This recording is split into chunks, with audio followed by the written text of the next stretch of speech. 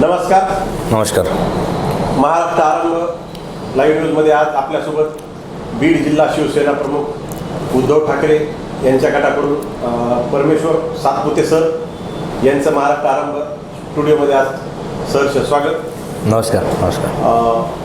आज बीड विधानसभा 2024च्या निवडणुकीमध्ये महाराष्ट्रामध्ये रणधुमाळी सुरू असताना महाविकास आघाडीमध्ये काँग्रेस व उद्धव ठाकरेंच्या शिवसेनेमध्ये आज एक मोठा म्हणजे एक दबाव गट जो की काँग्रेसने तयार केलेला आहे आणि या अनुषंगाने नाना पटोले यांच्यामुळं काँग्रेस व शिवसेनेमध्ये वाद विकोपाला गेल्यामुळे ही जागा वाटप सध्या होत नाही.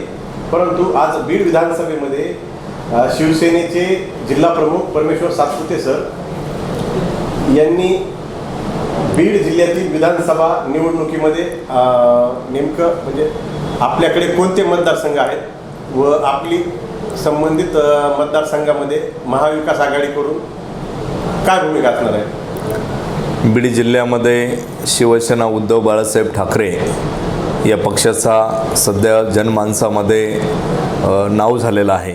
सर्वसामान्य लोकांच्या कामाला येणारा पक्ष म्हणून उद्धव बाळासाहेब ठाकरे यांच्या शिवसेनेकडे बघितलं जातं आणि सन्मान्य शिवसेनेचे पक्षप्रमुख उद्धवजी ठाकरे साहेब यांनी आमच्यावर जिल्हाप्रमुखपदाची धुरा सोपवल्यापासून आम्ही आजपर्यंत गेले 7-8 महिन्यापासून अखंडपणाने काम केलेलं आहे आणि आम्ही आदरणीय पक्षप्रमुख उद्धवजी ठाकरे साहेब यांच्याकडे बीड जिल्ह्यामध्ये सत्तेमध्ये समान वाटा असावा, उमेदवारही आमच्याकडे समान असावी म्हणून बीड जिल्ह्यामधून 6 जागापैकी बीडमधून शिवसेनेला आम्ही 3 जागा मागितलेल्या आहेत.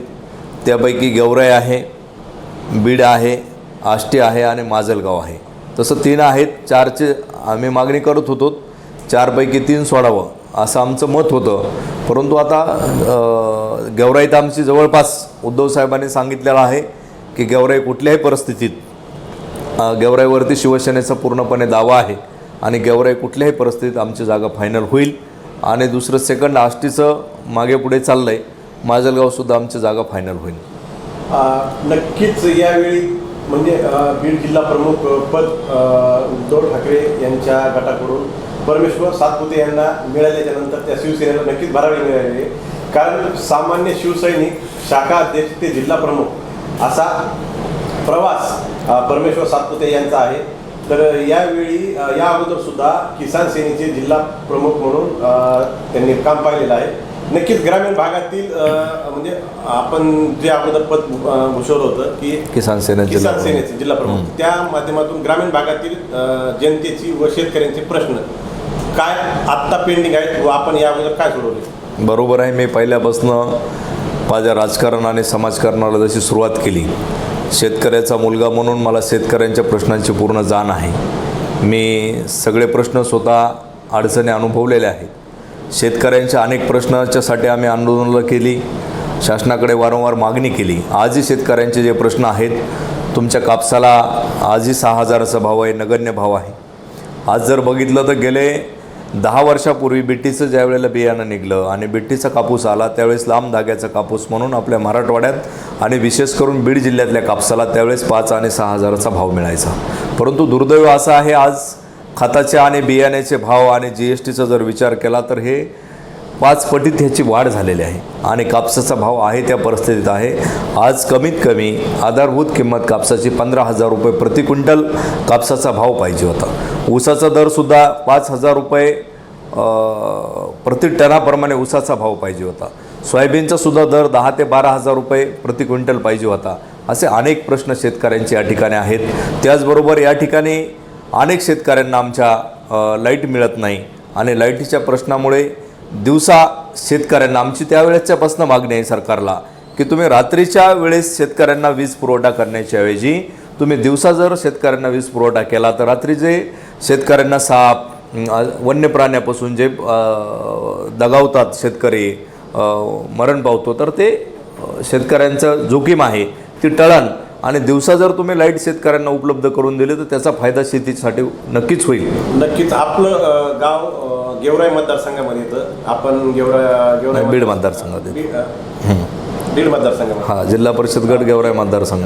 गेवराई मतदारसंघामध्ये आपले संबंध म्हणजे मैत्रीपूर्ण संबंध पवार आणि दोन्ही पंडितांसोबत आहेत. तर येणाऱ्या काळामध्ये म्हणजे नव्याने म्हणजे महाविकास आघाडीमध्ये आता प्रवेश करणारे समजा भविष्यामध्ये होईल किंवा नाही होईल असे लक्ष्मण पवार जे आहेत यांना उमेदवारी मिळू शकते किंवा बदामराव पंडितांना मिळू शकते उमेदवारी? नाही, उमेदवाराच्या बाबतीत शिवसेनेचे पक्षप्रमुख सन्माननीय उद्धवजी ठाकरे साहेब यांनी फिक्स सांगितलं की हा गेवराई मतदारसंघावरती 100% दावा हा शिवसेनेचा आहे. आणि साहेबांनी सांगितलं 1001% उमेदवारी म्हणजे जागाही शिवसेनेकडे सुटण आणि आमचे उमेदवारही बदामराव पंडित असतील, त्यात काही शंका नाही. माजलगाव मतदारसंघामध्ये महाविकास आघाडीचे उमेदवार म्हणून रमेश आडसकर किंवा मोहनदादा जगताप या दोघांपैकी म्हणजे महाविकास आघाडी एक तिकीट देईल, तर त्या दोघांपैकी समजा तुमचा आवडता उमेदवार कोण असू शकतो? आवडी निवडीचा प्रश्न नसतो. शेवटी आम्ही पक्षामध्ये काम करतो. जी पक्षाची भूमिका आहे, जी सन्मान्य उद्धव साहेबांची भूमिका आहे, आम्हाला साहेबांचा जो आदेश येईल त्या पद्धतीने आम्हाला त्या ठिकाणी काम करावं लागतं. माजलगाव मतदारसंघातली अशी परिस्थिती आहे सध्या की मोहनदादा जगतापांच्या तिकिटाची मागणी आम्ही पक्षश्रेष्ठीकडे केलेली आहे. रमेश भाऊ आडसकर हेही माझे मित्र आहेत चांगले, त्यांनी आदरणीय शरदचंद्र पवार साहेबाकडे त्यांची मागणी सुरू आहे. परंतु सध्या त्या जागेचा वाद आमचा आणखी मिटलेला नाही. ती जागा आमच्याकडे येईल का पवारसाहेबाकडे जाईल हे आज उद्या 2 दिवसात चित्र स्पष्ट होईल.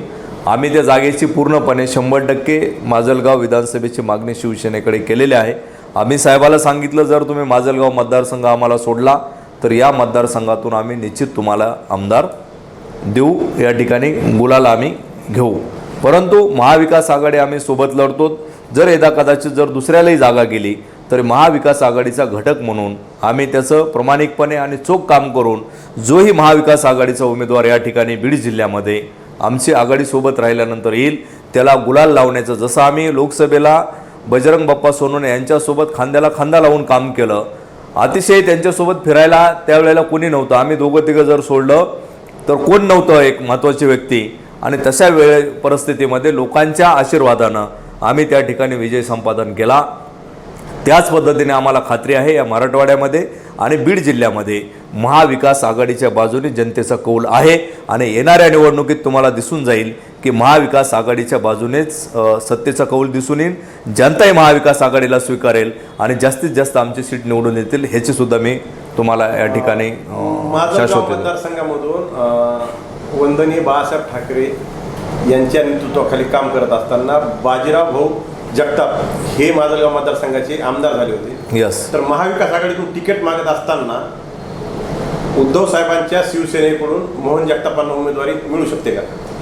100% मिळू शकते. त्याचं कारण असं आहे की पहिले बाजीराव भाऊ हे अपक्ष एकदा त्यांचे वडील मोहनदादांचे वडील अपक्ष निवडून आले होते, त्याच्यानंतर शिवसेनेच्या कोट्यातून ते आमदार राहिलेले आहेत शिवसेनेच्या मार्फत. त्याच्यामुळं बाजीराव भाऊंचा पहिला शिवसेनेशी नाळ आहे आणि म्हणून मोहनदादांना तिकीट माजलगाव मतदारसंघ जर आम्हाला सुटलाच आघाडीमध्ये तर मोहनदादा जगताप हेच कॅन्डिडेट असतील. आणि जर ते नसतील तर मी सुद्धा माजलगाव लढण्यासाठी इच्छुक आहे, माझी काही अडचण नाही. पक्षाने आदेश दिला. नक्कीच परमेश्वर सातपुते यांना जर माजलगाव मतदारसंघातून किंवा बीड विधानसभेतून जर उद्धव ठाकरे यांच्या गटाकडून उमेदवारी मिळाली तर या ठिकाणी बीड जिल्ह्यामध्ये एक चांगल्या प्रकारचा एक म्हणजे आमदार जनतेला मिळू शकतो. तसेच सर्वसामान्यांच्या मदतीला धावणाऱ्या लोकांच्या पाठीशीच बीड जिल्ह्यातील जनता ही सदैव उभा राहिलेली आहे. आता आष्टी, पाटोदा आणि शिरूर या मतदारसंघामध्ये ओबीसीचं नेतृत्व करणारे भीमराव धोंडे आणि भारतीय जनता पार्टीचे आमदार सुरेश अण्णा धस, यस, तथा महाविकास आघाडीमध्ये राष्ट्रवादीच्या अजित पवारांच्या गटामध्ये गेलेले आमदार बाळासाहेब आजबे, राईट, या तिघांना शह देण्यासाठी किंवा टक्कर देण्यासाठी म्हणावं लागेल त्या ठिकाणी आपण म्हणजे कोण उमेदवार देणार? आष्टी, पाटोदा, शिरूर आष्टी मतदारसंघातनं आमच्याकडे पाठीमागं दिलीपरावजी खेडकर यांच्या प्रवेशाच्या बाबतीत आम्ही उद्धव साहेबांकडे पाठवलं. माझ्याकडे ते इथं 2 महिन्यापूर्वी येऊन भेटून गेले. आम्ही सन्माननीय शिवसेनेचे आमचे नेते सुनीलजी प्रभूसाहेब यांच्या कानावरती विषय घातला. शिवसेनेचे सन्माननीय नेते शिवसेने सचिव विनायकरावजी राऊत साहेब यांच्यामार्फत आम्ही उद्धव साहेबांना पाठवलं की दिलीपरावजी खेडकर हे आपल्याकडे प्रवेश करतात आणि जर आष्टी मतदारसंघ सोडून घेतला तर दिलीपरावजी खेडकर हे आपले 100% त्या ठिकाणाहून निवडून येऊ शकतात अशा पद्धतीचा आम्ही दावा त्यावेळेला केला. परंतु आष्टी मतदारसंघ शिवसेनेकडे सुटण्याची गॅरंटी नाही. परंतु महाविकास आघाडीचा जो उमेदवार त्या ठिकाणी आमच्यासमोर येईल त्याला आम्ही चांगल्या मताने निवडून आणू. बीड विधानसभेतून आपण मागणी केलेली आहे. 100% बीड विधानसभा मतदारसंघातून मी गेले अनेक वर्षापासून चळवळी त्या ठिकाणी काम केलं. शेतकरी, कष्टकरी, सर्वसामान्य युवक, बेरोजगार, महिला यांच्यासाठीचं भरीव काम या मतदारसंघामध्ये केलेलं आहे. या मतदारसंघामध्ये माझं गाव स्वतः बीड मतदारसंघात येतं आणि माझा पिंपळनेर जिल्हा परिषद गट हा गेवराई मतदारसंघात जातो. गेवराई मतदारसंघातल्या पिंपळनेर जिल्हा परिषद गटामध्ये 33 गावं आहेत. त्याच्यापैकी आमची 4 गावं बाबळवाडी, बेलवाडी, ईट आणि गंगनाथवाडी हे बीड मतदारसंघात येतात आणि बाकीचे 29 गावंही गेवराई मतदारसंघात जातात.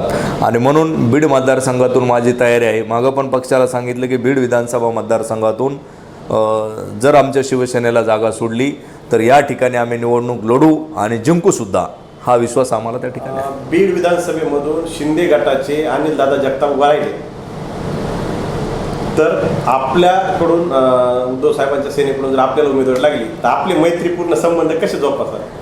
त्याच्यात काही राजकारण वेगळं असतं आणि मैत्री वेगळी असते. राजकारणापलीकडे मैत्री, राजकारण हे तत्वाने आणि विचाराने प्रेरित होऊन राजकारण केलं जातं. राजकीय वाद हा तत्वाशी निगडीत असतो. एक पक्षाची भूमिका, आम्ही आमच्या पक्षाची भूमिका सन्मान्य उद्धवजी ठाकरे साहेब यांची जी भूमिका आहे, शिवसेना पक्षाची आमची भूमिका घेऊन आम्ही पुढे जात आहोत. ते त्यांच्या पक्षाची भूमिका घेऊन त्या ठिकाणी पुढे जात आहेत. त्याच्यामध्ये त्यांचं आणि आमचं मतभेद असण्याचं काही कारण नाही. बीड लोकसभा निवडणुकीमध्ये महाविकास आघाडीचे उमेदवार बजरंग सोनवणे यांच्यासोबत जेव्हा कुणीही नव्हतं तेव्हा उद्धव साहेबांचे शिवसेनेचे जिल्हा प्रमुख परमेश्वर सातपुते हे सदैव होते.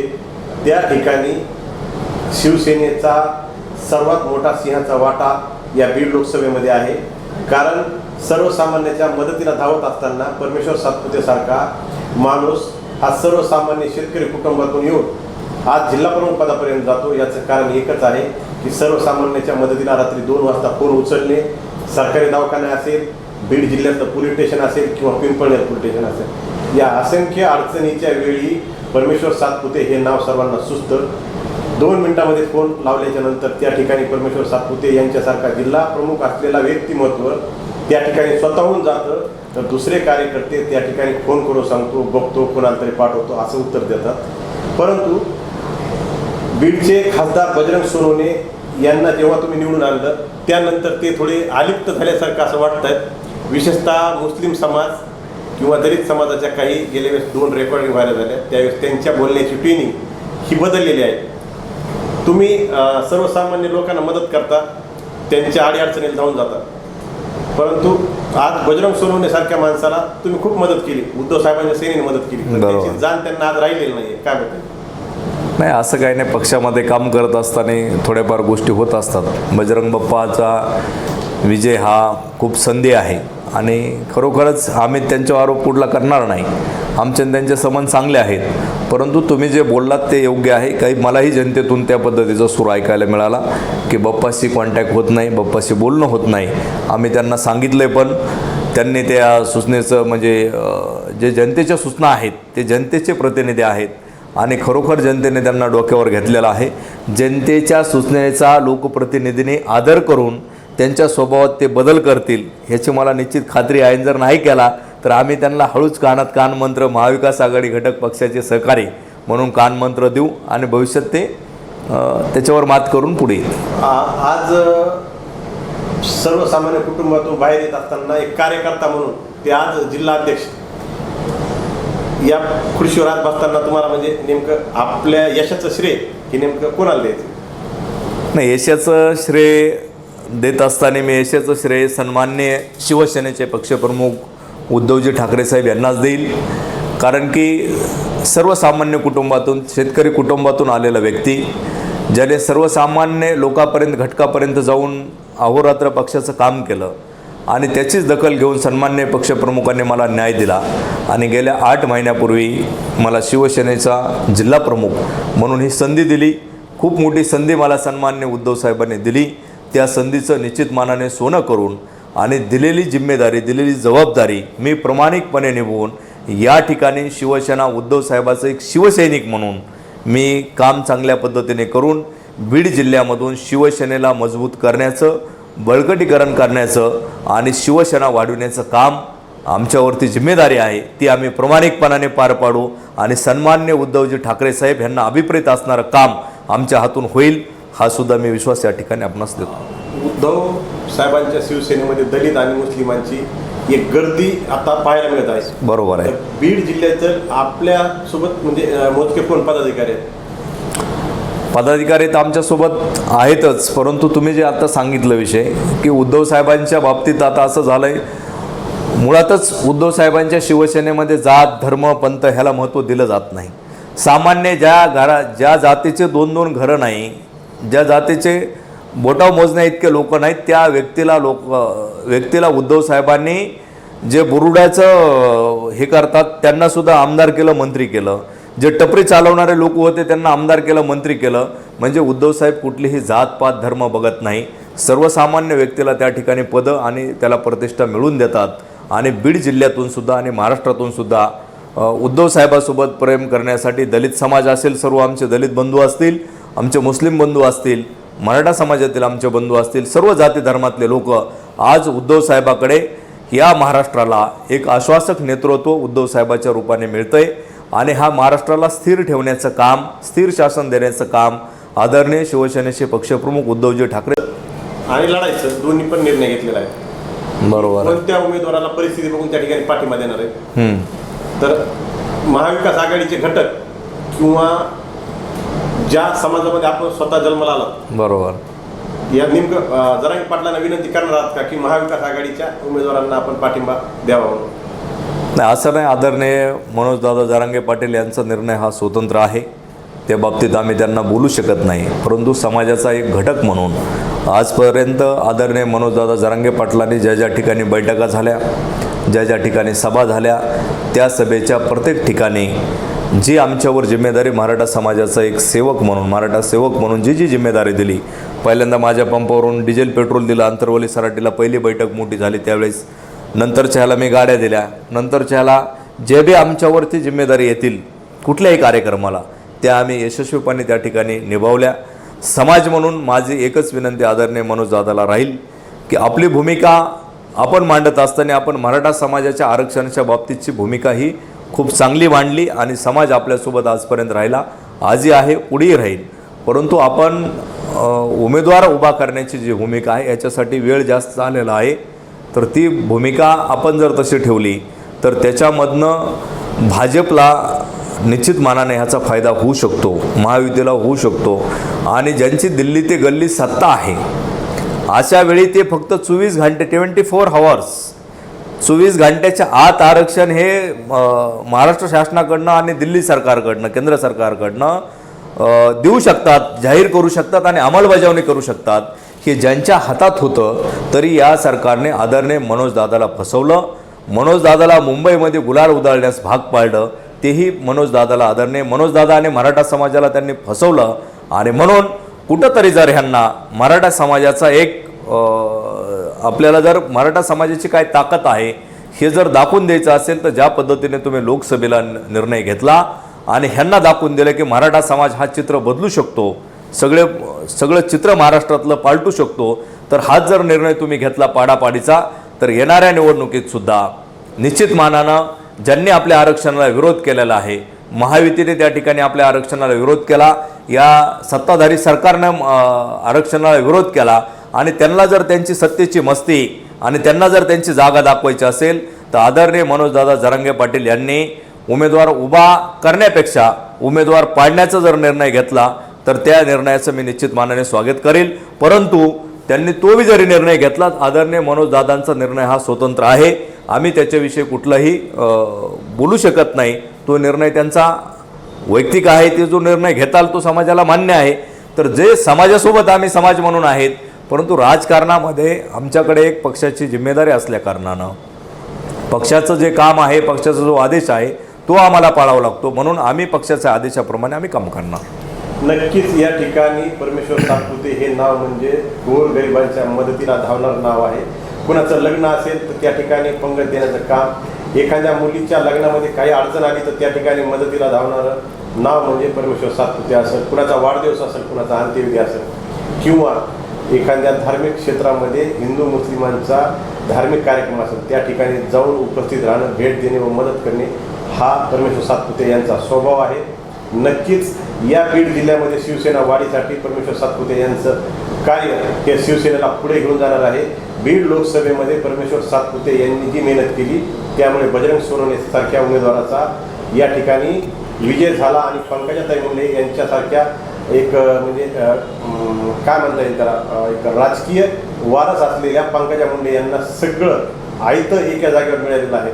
त्यामुळे बीड जिल्हा शिवसेनेचा बालेकिल्ला हा शाबूत ठेवण्यासाठी परमेश्वर सातपुते हे नक्कीच कटिबद्ध आहेत व परमेश्वर सातपुते यांच्या नेतृत्वाखाली महाविकास आघाडीला व महाविकास आघाडीच्या दिलेल्या उमेदवाराला तसेच शिवसेनेने दिलेल्या उमेदवारांना नक्कीच विधानसभेमध्ये जवळपास 3 जागेवरती भगवा फडकवल्याशिवाय राहणार नाहीत आणि याची दखल नक्कीच पक्षश्रेष्ठी उद्धवसाहेब ठाकरे, आदित्यसाहेब ठाकरे हे घेतील अशी अपेक्षा बीड जिल्ह्यातील जनतेला आहे. परमेश्वर सातपुते यांनी आज दैनिक महाराष्ट्र आरंभाला वेळ दिल्याबद्दल धन्यवाद. मी दीपक थोरातसह कॅमेरामॅन नाना. नमस्कार.